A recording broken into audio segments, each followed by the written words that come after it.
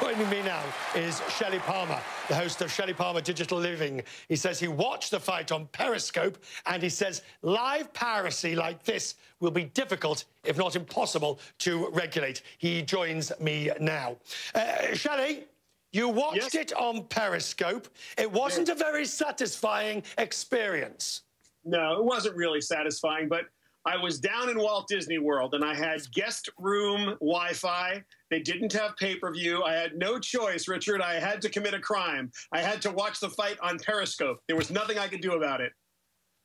Right, and to prove the point that we're also talking to you tonight via Skype, another disruptor technology. But listen, how can the traditional broadcasters, the traditional distributors, HBO, Showtime, the movie studios, how can they prevent this? Because after all, it is theft of their product.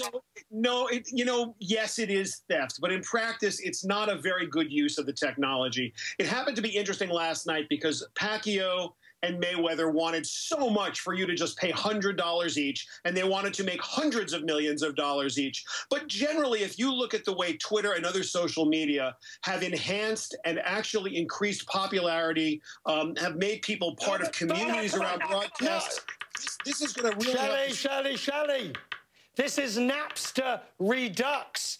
This is going back to those...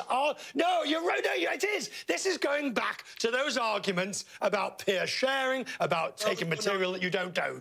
But we have some history to prove our point. First of all, if this were a totally emotionally satisfying experience, you might be right. If somebody literally took a tripod and they broadcast the entire pay-per-view fight, there would be some people who, in fact, would probably look at that as a good, valid way to pirate the broadcast.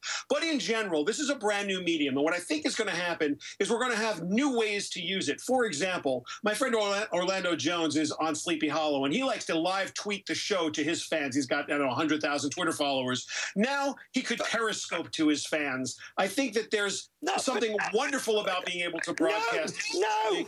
Yes, It's the same argument and principle, Shelly, that let's take this fight.